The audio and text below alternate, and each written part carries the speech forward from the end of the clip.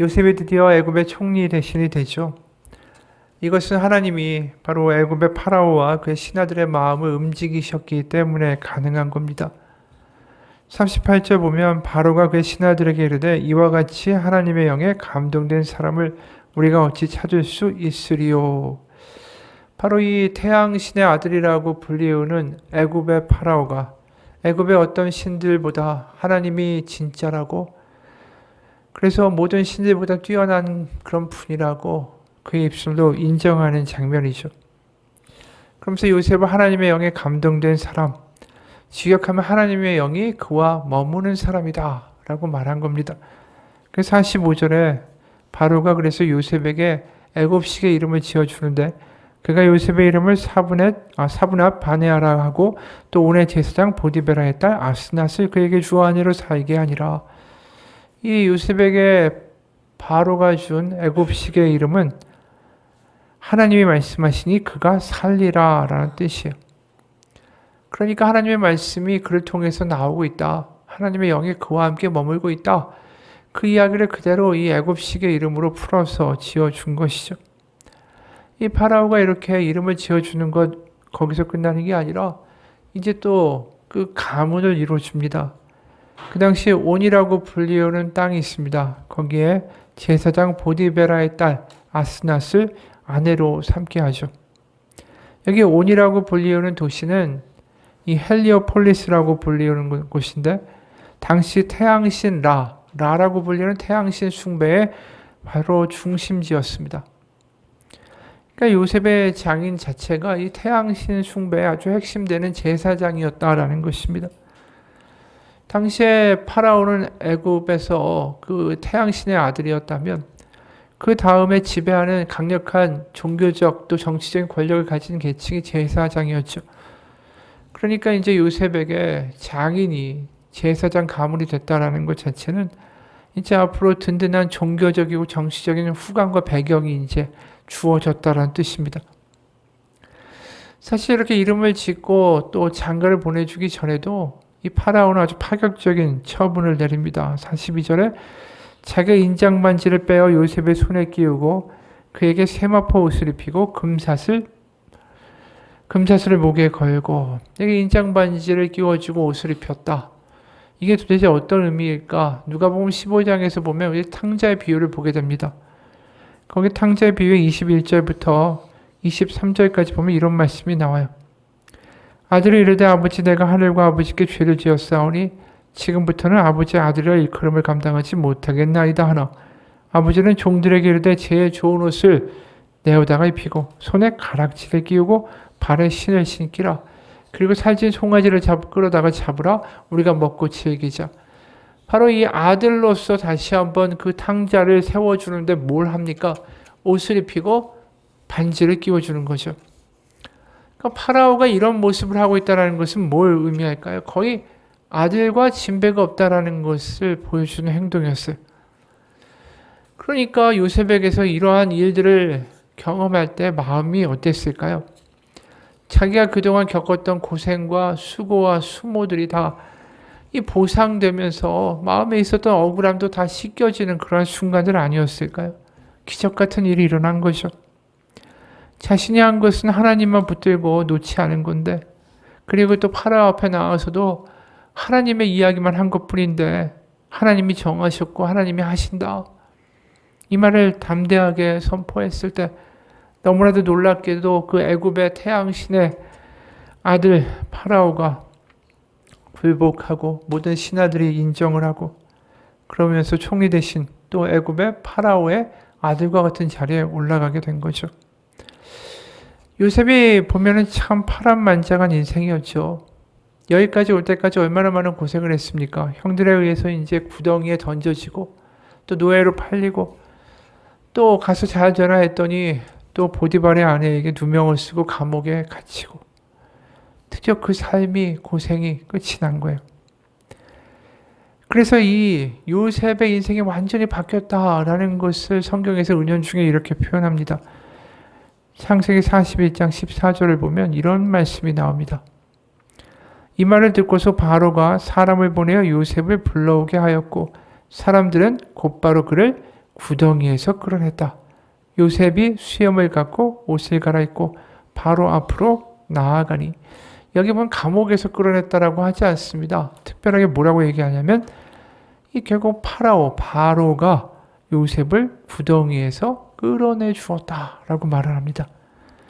근데 이 구덩이라고 쓴 말이 굉장히 의미심장한 것이 이 요셉이 형들에게 잡혀가지고 이제 노예로 팔리기 전에 던져진 곳이 어디였냐면 구덩이였어요. 37장 20절입니다. 자, 저 녀석을 죽여서 아무 구덩이에나 던져놓고 사나운 들짐승이 잡아먹었다고 하자. 그리고 그 녀석의 꿈이 어떻게 되나 보자. 요셉의 형들은 요셉을 구덩이에다 던져 넣었었고 이제 파라오는 요셉을 구덩이에서 꺼내 주었다라고 말하는 거예요. 그 이야기는 뭘까요? 요셉의 고난이 이제 완전히 끝났다. 이 이야기를 하는 겁니다. 그러니까 요셉도 이제 드디어 하나님의 은혜로 모든 게 끝났다라고 마음에 믿어지기 시작한 거죠. 야, 이제 드디어 끝났구나. 그래서 이제 두 아들이 태어나는데 아들들의 이름을 이렇게 짓습니다. 그 요셉의 마음이 그대로 드러나는 거죠. 41장 51절입니다. 요셉이 그의 장남의 이름을 므낫세라 하였으니 하나님이 내게 내 모든 고난과 내 아버지의 온 집 일을 잊어버리게 하셨다 하미요. 이 아들의 이름에서 요셉의 심정이 드러나는 거죠. 이제 과거의 모든 고생과 한과 억울함이 다 지나갔다. 이제 나를 팔아먹은 형들의 과거의 이야기, 나의 고생의 이야기는 내가 다 잊어버리겠다. 이제 내가 살아가는 것은 하나님이 주신 번영의 새로운 나날이다. 그래서 둘째 이름도 이렇게 짓습니다. 52절에 차남의 이름을 에브라임이라 하였으니 하나님이 나를 내가 수고한 땅에서 번성하게 하셨다 함이었더라. 이제 애굽에서 새로운 인생이 시작된다. 그 마음이 요셉에게서 이제 가득했던 거죠. 그렇습니다. 이제 요셉은 하나님의 뜻이 이제 자기를 통해서 뭔가 이루어졌고 하나님의 역사도 뭔가 다 됐다라고 믿죠. 아들들의 이름대로 이제 편안하게 그 땅에 살면서 번성하면서 과거는 잊고 새로운 인생의 이야기를 써내려 가겠다. 이렇게 생각하고 있습니다. 근데 우리가 여기서 알죠. 하나님의 이야기는 이제부터 시작입니다. 요셉은 여태까지 믿음을 가지고 버텼어요. 그런데 이제부터 일어나는 일은 요셉과 상관없이 하나님께서 그 모든 요셉의 인생의 방향을 이끌어가기 시작하십니다. 사실 우리가 이게 만약에 어떤 TV에서 보는 드라마나 연극의 각본이라면 요셉의 이야기는 사실 오늘 우리가 읽은 데서 끝나도 하나도 이상할 것이 없습니다. 해피엔딩의 이야기죠. 고생하고 누명 쓰고 억울하게 지내다가 구덩이에 빠졌던 인생의 구덩이에서 이제 탈출하였다. 역경을 이기고 승리한 믿음의 승리 드라마다. 이렇게 말할 수도 있다라는 거예요, 사실은. 이 많은 사람들이 거기까지만 볼 때가 많습니다. 그래서 부모들이 특히 자식들을 위해서 기도할 때 요셉과 같은 복을 허락하여 달라고 기도할 때가 많습니다. 이 아이가 요셉과 같은 믿음을 가지고 살 때 하나님이 이 아이를 높이사 요셉을 애굽의 총리 대신까지 세우신 것처럼 하나님의 영광이 높은 자리에 서게 하옵소서 이렇게 기도를 하죠. 그러니까 딱 여기까지만 얘기할 때가 많다라는 거예요. 믿음으로 갔더니 하나님이 이렇게 하셨다. 근데 창세기의 결국 가장 클라이맥스가 여길까요? 아니에요. 이제부터 하나님의 이야기는 본격적으로 시작됩니다. 그래서 결국은 이 창세기의 클라이맥스는 어디로 가서 도착하냐면 바로 요셉이 형제들과 화해하고 야곱의 일가가 애굽으로 이주하는 데서 클라이맥스가 연결됩니다. 왜냐하면 거기서부터 어떤 일이 벌어지죠? 야곱의 일가들이 애굽에서 번성하기 시작하고 거기서 많은 민족을 이루지만 결국 거기서 다시 탈출해야 되는 출애굽의 사건이 생기고 출애굽을 해서 가나안에 가게 되고 가나안에서 나라를 세우고 이런 커다란 이야기의 시발점이었을 뿐이라는 거죠. 근데 요셉은 그런 큰 그림을 이해할 수가 없죠. 요셉의 입장에서는 야 드디어 내 인생의 고생이 끝났다. 이제 과거는 잊고 난 이곳에서 번성하며 살겠다. 그런데 전혀 예상 밖으로 하나님은 그의 인생을 이끌고 가시죠.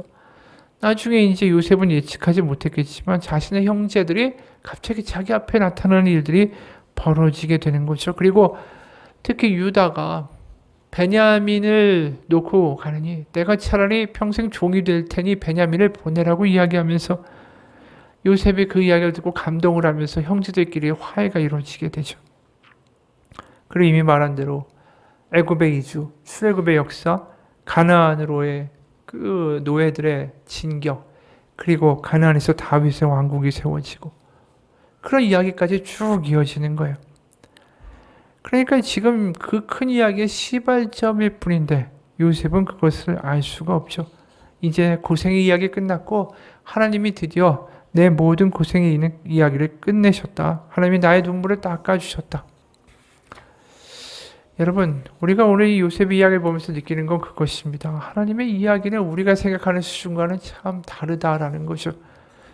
우리가 보통 끝이 났다. 와, 이제 해소되었다. 결말이다라고 하는 게 하나님의 입장에선 결말이 아닐 수 있는 거예요. 예를 들어서 우리가 예수 그리스도의 십자가를 보면 제자들은 이것이 끝이라고 믿었습니다. 야, 비극이다. 우리가 쫓아다니던 선생님이 결국 십자가에 못 박혀 죽었다. 우리는 이제 인생 쫑났다. 하지만 그게 아니죠. 그 다음에 이야기는 부활로 이어지는 거 아닙니까? 그리고 사도행전이라는 새로운 이야기가 쓰여지기 시작하는 거죠. 사람들은 전혀 생각지도 못했던 이야기가 또 시작되는 것입니다. 우리가 출애굽기에도 이런 비슷한 이야기가 나옵니다. 이스라엘 백성들이 드디어 애굽을 탈출하죠. 근데 이제 이들을 보내놓고 파라오가 마음이 바뀝니다. 그래서 이 노예들을 다시 잡아오라고 애굽의 전차 부대를 보내죠.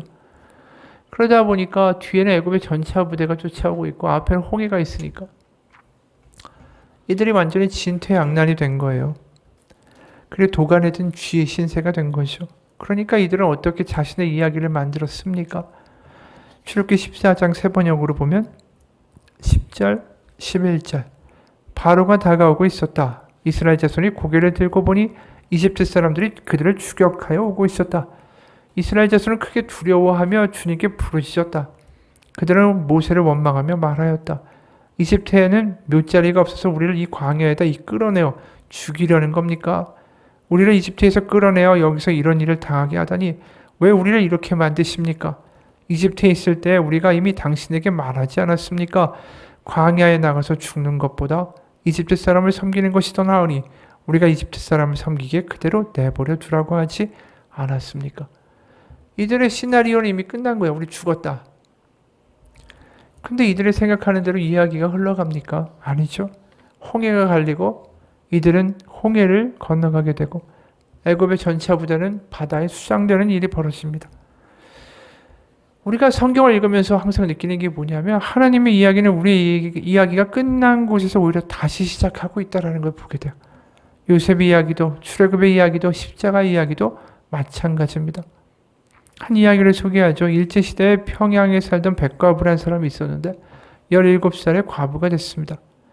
독실한 기독교 신자였던 이 여인은 너무나 가난한 시부모를 바라보면서 지극히 작은 자에게 한 것이고 내게 한 것이다 라는 하나님의 말씀을 기억하고 이 시부모를 섬기면서 재가를 하지 않고 평생 과부로 살았습니다. 굳은 일도 마다하지 않고 열심히 일해서 살림이 조금씩 나아지기 시작했어요. 그래서 200냥이라는 당시의 거금을 모으게 됐습니다. 그래서 이제 가족 묘지를 만들어야겠다라는 생각으로 산을 하나 샀는데 그만 속아가지고 돌산을 샀습니다. 그러나 범사에 감사하라는 하나님의 말씀을 믿고 하나님 감사합니다. 다른 사람이 이 산을 샀다면 이렇게 가슴이 아팠을 것 아닙니까? 이 아픔을 다른 사람에게 돌리지 않고 저에게 돌리신 것 감사합니다. 그런데 이 돌산이 시멘트 재료가 되는 석회암으로 뒤덮인 산이었답니다. 당시 대동강에 다리를 놓으려는 일본 사람들한테 그 산을 2만 냥에 팔게 됐습니다. 이 산을 속여서 판 친척이 이번에는 또 진남포에 수만 맞이게 되는 논이 있다. 그래서 그 말에 5천 냥을 주고 샀는데 또 속은 거죠. 가보니까 논이 아니라 쓸모없는 갯벌이었습니다. 배신감의 마음의 분노가 일어났지만 내가 재물이 많으면 게을러질까 봐 경고하시나 보다 하고서 또 다시 하나님께 감사했습니다. 그런데 그 당시 일본 사람들이 광물 조사를 하다가 진남포 앞바다에 순도 90% 되는 질 좋은 철광이 있다라는 걸 알게 됐는데 그 땅이 마침 이 과부의 소유였습니다. 수천만 냥을 받고 팔아서 이곳에 진남포 재련소가 세워졌죠. 이렇게 해서 백과부는 평양 지하에 가는 부자가 됐는데 그 돈으로 조만식 선생을 통해서 오산 중고등학교를 세우고 산정현 교회를 세우고 하나님의 일을 많이 했다라는 이야기가 전해져요. 이 이야기를 보면 다 그때가 끝인 것 같아요. 망한 것 같아요. 속고 망했다. 그런데 하나님의 이야기는 망했다라는 데서 희한하게 시작한다라는 걸 이분은 보여주는 거죠. 여러분, 우리의 이야기는 언제든지 끝날 수 있지만 하나님의 이야기는 거기서부터 시작할 수 있습니다.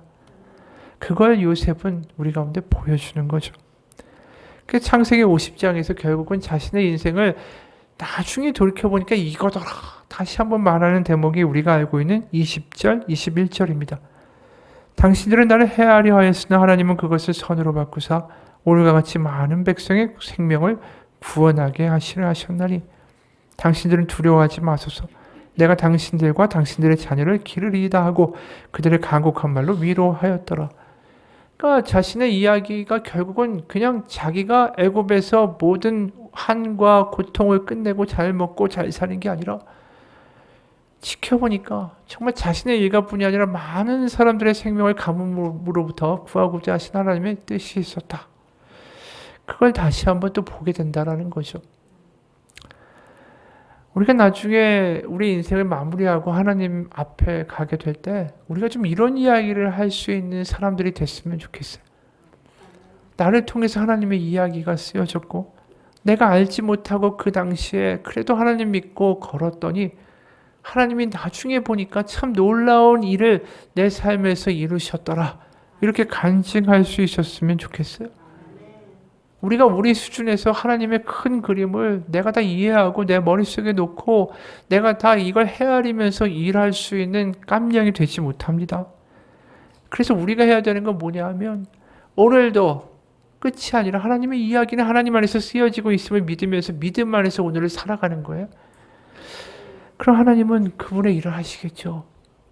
미국에서 빈민들, 그러니까 다시 말해서 이제 집 없는 홈리스, 그 사람들을 도와주는 사역을 크게 하는 여자분이 있었습니다.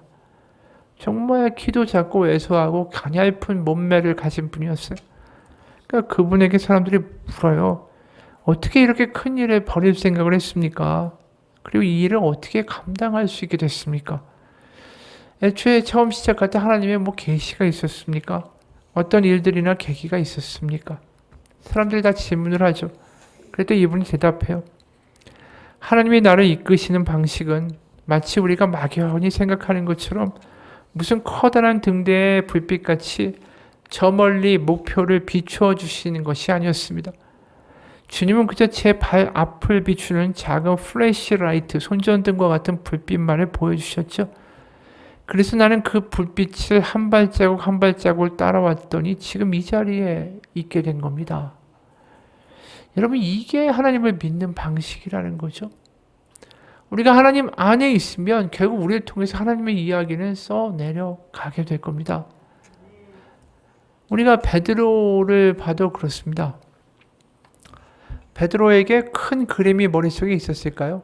난 나중에 사도행전에서처럼 많은 사람들을 고치고 죽은 사람을 살리고 수많은 이적을 벌이면서 3,000명, 5,000명을 회심시키는 커다란 믿음의 사도가 되겠다. 그런 포부를 가지고 예수님을 따랐던 것이 아니라는 것입니다. 그에게는 아무런 계획이 사실 없었어요. 그가 어떻게 예수님을 따르게 됐습니까? 밤새 수고했지만 물고기 하나 잡지 못하고 지쳐 있을 때 그 새벽에 예수님이 다시 그물을 던지라는 말씀을 하셨죠. 그 말씀에 베드로가 반응하고 순종한 것뿐입니다. 실제로 보면 이래요. 5절, 6절 누가복음에 시몬이 대답하여 이르되 선생님 우리들이 밤이 새도록 수고하였을 때 잡은 것이 없지만은 말씀에 의지하여 내가 그물을 내리리이다 하고 그렇게 하니 고기를 잡은 것이 심이 많아 그물이 찢어지는지라. 이에 다른 배에 있는 동무들에게 손짓하여 와서 도와달라 하니 그들이 와서 두 배의 채움에 잠기게 되었더라. 시몬이 했던 게 뭐죠? 말씀에 의지하여 내가 그물을 내리리이다. 이 구절, 이 반응, 이 삶 하나가 그의 인생을 송두리째 바꾸는 거예요, 사실은. 그가 만약에 이 새벽에 무슨 물고기를 잡습니까? 내가 평생 어업을 해봤는데 새벽이 되면 물고기들은 다 아래로 내려가는데 무슨 미친 짓입니까? 난 안 합니다. 그랬다면은 그 다음에 이야기는 이어지지가 않았겠죠. 결국 말씀에 의지해 내가 그물을 내리리이다. 이 말 한마디가 그 사람의 인생을 바꾼 거예요. 그 사람은 생각지도 못한 놀라운 인생의 그림에 뛰어들게 되는 계기가 되었다라는 것이죠. 그물을 내리고 결국 배 두 척이 넘치도록 엄청난 양의 고기를 잡게 되고 베드로는 제자가 되고 예수님을 쫓게 됩니다. 이 고백이 없었으면, 이 믿음의 반응이 없었으면 제자로서, 사도로서의 인생이 없었겠죠. 어쩌면 이 반응이 없었으면 베드로는 성경에 나오지도 않았을지도 모릅니다. 여러분 생각해 보세요. 베드로가 내가 말씀에 의지하여 그물을 내리겠습니다. 이 말하면서 자기 앞에 펼쳐질 향후 몇 년 이후의 일들을 알았을까요? 전혀 몰랐고 엄청난 계획이나 뜻을 가지고 한 말도 아니었습니다. 그 말로 자신의 인생이 이렇게 바뀔 줄도 몰랐다라는 거죠. 고기가 이렇게 잡힐 줄도 몰랐고 제자가 될 줄도 몰랐고 3년 후에 자기가 어떻게 될지도 몰랐고 그리고 예수님이 부활하시는 것을 목격하게 될 것도 몰랐습니다. 그리고 기독교의 리더가 돼서 3,000명, 5,000명이나 되는 사람들이 회심하게 되는데 거기에 서 있을 줄도 몰랐습니다. 여러분, 우리도 마찬가지예요. 우리도 살면서 1년 후의 일을 알 수가 없어요. 한 달 후의 일도 모릅니다. 3, 4년, 10년 말할 것도 없습니다. 베드로처럼 좀 살아갈 수 없을까? 예수님이 그물 내리라고 할 때 예수님 아무 얘기도 안 해주시잖아요. 너 이제 나 배반할 거야. 나 십자가에 죽을 거고 나 부활할 거고 그리고 성령의 역사가 있을 거고 너는 많은 사람을 다 이렇게 성령의 역사로 뭐 하게 될 거야. 이런 식의 이야기를 자세하게 설명 안 하십니다. 그냥 그물을 내리라고만 하시죠. 여러분, 우리의 인생도 마찬가지입니다. 하나님이 우리의 인생을 어떻게 써내려 가실지 모릅니다. 하지만 오늘 내가 해야 될 일은 믿음 가운데 반응하는 것, 그거 해야 됩니다. 그럼 하나님이 어떻게 써내려 가실지 그것은 하나님의 일입니다. 우리가 스스로 이제 절망해야 된다. 내 인생의 이야기는 끝났다. 내 인생의 이야기는 정말 해피엔딩이다. 이런 식으로 내가 결말을 내고 지을 수 있는 삶이 아니에요. 우리는 매일매일 주님 안에서 그 안에서 반응하며 살아가는 것뿐입니다. 때로는 세상에 짓눌리고 경제적으로 힘들고 또 사람들한테 시달리기도 하겠죠. 그럴 때 오늘도 믿음의 반응을 하면서 살아가는 것 힘들 수도 있습니다. 베드로도 그랬어요. 새벽까지 그 물질을 하고 그물을 내리고 얼마나 힘들었겠어요. 그런데 다시 배를 가지고 나아가서 새벽에 그물을 내릴 때 사람들이 뭐라고 했겠습니까? 저 베드로 미쳤구나. 그래도 말씀대로 내가 그물을 내리겠다라고 나아가는 그 모습 가운데 사람들이 비웃었겠죠. 오늘도 우리도 마찬가지예요. 믿음 가운데 살아내고자 할 때에 사람들은 비웃을지도 모릅니다. 하지만 그럼에도 불구하고 말씀에 의지하여 내가 그물을 내리리이다. 이 고백이 우리의 매일의 고백이 되기를 축원합니다. 어떤 목사님 사모님이 뉴저지에서 집회를 인도했습니다. 그러다가 어느 가정을 방문하게 됐죠. 그 집의 집사님이 맑고 고운 얼굴에 참 걱정이 가득하더랍니다. 그러면서 이렇게 말을 합니다. 사모님, 제발 우리 아들을 설득해서 대학에 가지 않도록 말려주세요. 아니면 뉴욕에 있는 대학 말고 뉴저지에 있는 대학에 가도록 좀 설득 좀 해주세요. 이거 보통 엄마들과는 정반대의 소원 아닙니까? 그 이유가 있었어요. 이 아들이 어려서부터 진행성 근육 수축증을 앓고 있었기 때문이었습니다. 그래서 휠체어를 타고 다녀야 되고 움직일 때마다 도우미가 필요했다라는 거죠. 그래서 집에서도 움직임이 쉽지 않은 아들이 집을 떠나서 뉴욕에서 대학생활을 한다는 것 자체가 이 어머니에게는 너무 근심이고 너무 고통이고 답답했던 거죠.